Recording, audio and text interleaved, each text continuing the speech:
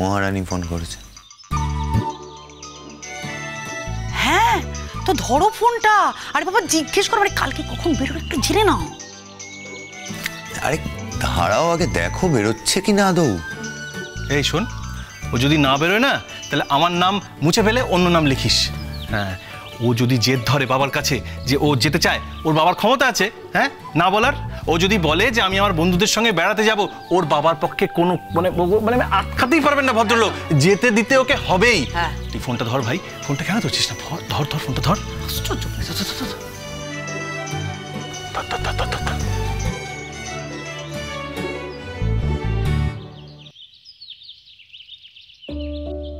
Hello hello, এতক্ষণ ধরে ফোনটা ধরছো না কেন? হ্যাঁ কি ব্যাপার? ফোন করার কি কারণ বলো? ও বাবা, আমি ফোনও করতে পারি না? না পারো না তো।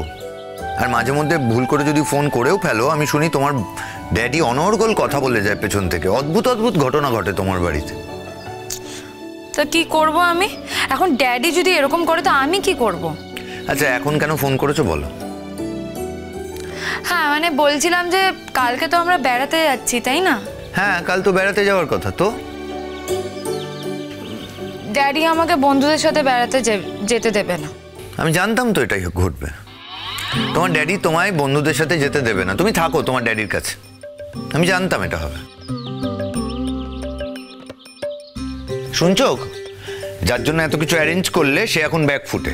তার ড্যাডি তাকে যেতে দেবে না, সেটা প্রায় ক্যান্সেল আর কি। জানিয়ে দিলাম তোমাদের। আরে বাবা, আমি বলেছি যে ড্যাডি চায় আমি যেন বন্ধুদের সাথে না যাই, মানে বন্ধুদের সাথে যেতে দেবে না, অন্য কারোর সাথে যেতে দেবে না, সেটা তো বলিনি। আশ্চর্য ব্যাপার। এই বন্ধু ছাড়া অন্য কার সাথে যাবে তুমি? আস্তে আস্তে ভাবি, আস্তে আস্তে। ব্যাপারটা ভালো করে বোঝ না আগে। স্পিকারে দে। বেশ ঠিক আছে, আমি স্পিকারে দিয়ে দিচ্ছি। তোমাদের যা যা বলার আছে বলে নাও প্লিজ।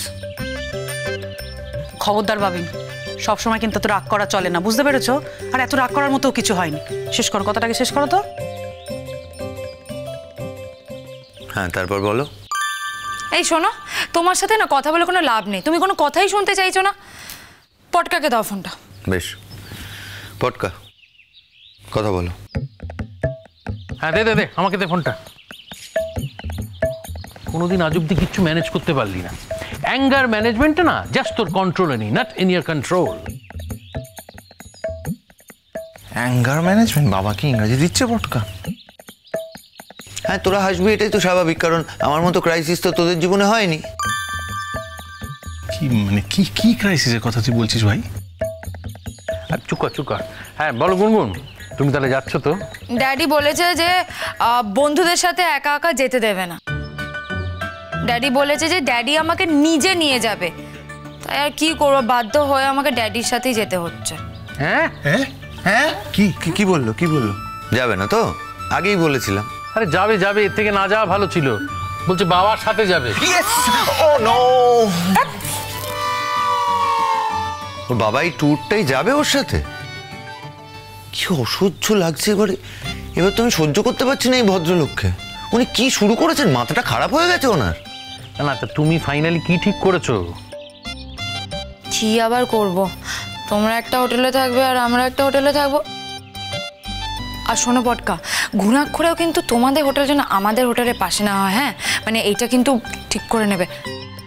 আর সকালবেলা তোমাদের কাছে চলে যাবো। তারপর আবার ড্যাডি বলে যে রাত্রেবেলা যেন, মানে সারাদিন বন্ধুদের সাথে থাকতে পারো, কিন্তু রাত্রেবেলা যেন ড্যাডি যে হোটেলে থাকবে সেই হোটেলেই আমি গিয়ে থাকি। এই মরেছে।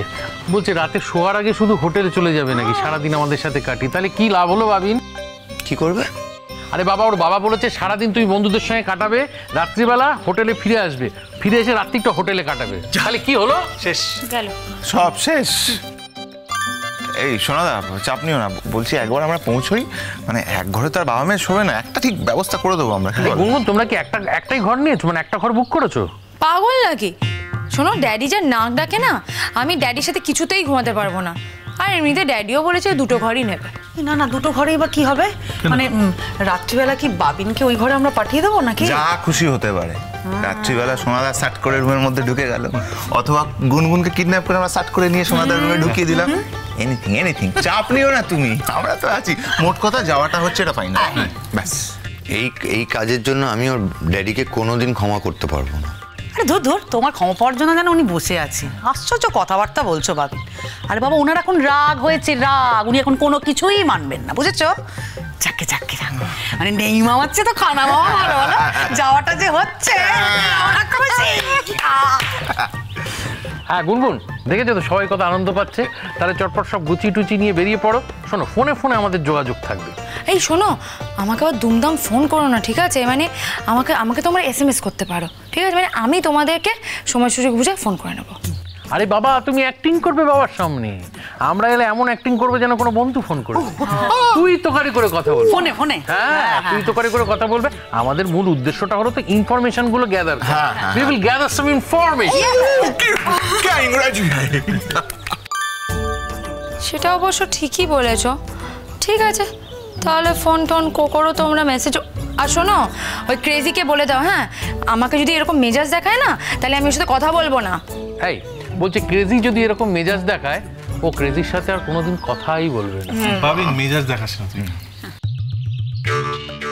আরে ও কি আমার সাথে কথা বলবে না? আমি নিজেই ওর সাথে কথা বলবো না। বাবার কৃতদাস হয়ে বসে আছে, বাবা যা বলবে তাই, বাবা যা বলবে তাই। অদ্ভুত। আচ্ছা, আমাদের বাড়িতে যখন ছিল তখন তো আমাদের কথা শুনতো না, কারোর কোনো কথা শুনতো না। এখন বাবার কোনো কথাইও ফেলতে পারছে না, মানে বাবা ওর জীবনে ধ্রুবতারা হয়ে গেল। এই কি বলছে ও? হ্যাঁ, কি বলছেটা কি? হ্যাঁ, বলছে যে গুনগুনকে ছেড়ে আমি থাকতেই পারছি না। আমার মনটা ভীষণ হু হু করছে, মনটা খুব খারাপ করছে গুনগুনকে ছাড়া, এটাই বলছে। আমি গুনগুনকে এত ভালোবাসি, কেঁদে কেঁদে বলছে গো। ভুল কথা বলো না পটকা, একদম ভালো হচ্ছে না। এই শোনো, আমাকে একটু ঠিক করে বলো তো ও কি বলছে। হ্যাঁ, আর শোনো, ও না কোনোদিন তোমাদের সামনে কি কারোর সামনে বলবে না যে ও আমাকে ভালোবাসে। ভালো যদি নাই বাসে, তাহলে শুধু শুধু এরকম উচাটন হচ্ছে কেন বলো তো? পাগল পাগল করছে কেন ভাবিন, যদি ভালো নাই বাসে? কি না মানে শুধু শুধু এরকমটা করছে কেন ভাবিন? মানে তোমার বাবার নাম শুনলেই রেগে যাচ্ছে, তুমি এই বাড়ি ফিরে আসছো না বলে রেগে যাচ্ছে, তুমি বাবাকে নিয়ে বেড়াতে যাচ্ছ বলে রেগে যাচ্ছে, কেন এগুলো করছে বলো? বলো বলছি, বলো বলো। কি জানি বললে তো হবে না গুনগুন, এখনো বুঝতে পারছো না? তোমার বর তোমায় বড়ই ভালোবাসে। এই পটকা, এখন ফোনটা রাখো তো। শোনো, আমার কখন কে শুনতে পেয়ে যাবে বুঝতে পারছো তো ব্যাপারটা। এখন রাখছি আমি, কালকে দেখা হবে, ঠিক আছে? ওকে ভাই। হ্যাঁ, এটাও দিল, ভয় চোটে কেটে দিল, ফাট করে চলে আসে যদি। এটা না, হ্যাঁ তো ফোন দা। উচাটন। কি এরকম অদ্ভুত ভাবে তাকিয়ে আছো কেন? সংনাচ হচ্ছে এখানে? এই side side side side side side. আর সঙ্গের নাচ কি দেখবো সোনাদা। বলছি, তুমি তো সায়েন্টিস্ট, আর প্রশ্ন করছি, উত্তর দাও তো। মানে চাঁদের ওপর যখন মেঘ ঢেকে থাকে তখন কিরম দেখতে লাগে বলো? এটা কি কি বুঝতে পারছি দাঁড়াও না, বলতে দাও না। এটার মানে কি? মানে এই যে তোর এই সুন্দর মুখটা, ওখানে এখন মেঘ জমে আছে।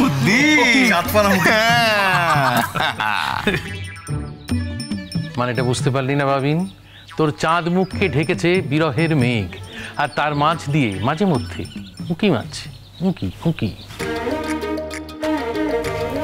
আর ওই উঁকিটা কি বলো তো? কি আশা? আশা? আশা? কিসের আশা? কিসের আশা? আরে বাবা, ওরা দুজনে আলাদা জায়গায় থাকলেও ওখানে গিয়ে একসঙ্গে দুজনের থাকা হবে কি হবে না? হবে কি হবে না? তাই সেই আশা গো। হয়েছে।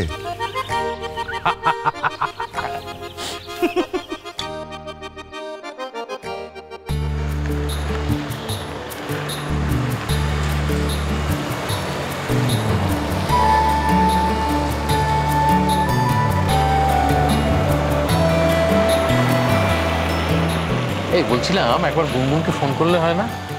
সারাক্ষণ তো কৌশিকদা পাশে পাশে বসে থাকে, এক বিরক্তিকর ব্যাপার হয়ে দাঁড়াচ্ছে জানিস তো। এবার থানা পুলিশ হবে, তোরা দেখে নিস। ভাবিন তো বলেছে, এরপরও যদি গুনগুনকে ওর কাছে আসতে না দেয়, ও ডাইরেক্ট থানায় চলে যাবে। শোনো না পটকা, আমি বলি কি, রূপাঞ্জনা আর বাবিন তো পেছনের গাড়িতে আসছে। হ্যাঁ চলো আমরা এর মধ্যে আলোচনাটা সেরে ফেলি। কি আলোচনা কর একটু আমাকে বল, কি আলোচনা? দেখো এরা উছলে পড়ছে, কি আলোচনা কি আলোচনা। পুটু সোনার দিকে নজর রাখো, বাড়িতে সবাই পই পই করে বলেছে ভালোভাবে সাবধানে ওকে রাখবে। কথা আরে দেখতেই তো পাচ্ছ চিনির কোলে রয়েছে, ওকে তো সাবধানেই রাখা। সত্যি বাবা, এই যে দেখ দেখ দেখ, পুজো সোনা কি সুন্দর আমার কোলে ঘুমোচ্ছে। ও পটকা, তুমি বরং ড্রাইভার দাদাকে বলো একটু আস্তে চালাতে, বুঝলে তো? ও আছে তো? দাদা গাড়িতে কিন্তু একদম ছোট বাচ্চা আছে, হ্যাঁ খুব সাবধানে দেখে শুনে চালাবে। হ্যাঁ দাদা, যেটা করতে হবে বুঝলি, এইভাবে কিন্তু আর সহ্য করা যাবে না। ওই জায়গায় পৌঁছে, আমরা যেখানে বেড়াতে যাচ্ছি ওখানে পৌঁছে কায়দা করে রাত্রিবেলা হয় গুনগুনকে বাবিনের রুমে বা মানে বাবিনের হোটেল রুমে ঢুকিয়ে দিতে হবে, আর নয়তো বাবিনকে কায়দা করে গুনগুনের হোটেল রুমে ঢুকিয়ে দিতে হবে। এভাবে আর সহ্য করা যাচ্ছে না, একটা এসপার ওসপার করবো, একটা হেস্ত নেস্ত করবো। হ্যাঁ ঠিক বলেছ। হ্যাঁ এইবার একটা হেস্তনেস্ত হওয়া দরকার। আরে রাত্রিবেলা তো কাকাবাবু ঘুমের মধ্যে আর মেয়েকে পাহারা দিতে যাবেন না, তাই না? আরে দিলে দেবে, আর ভাল লাগছে না এত কিছু ভাবতে, যা হওয়ার হবে, একটা হেস্ত নেস্ত হবে, ছাড়তো।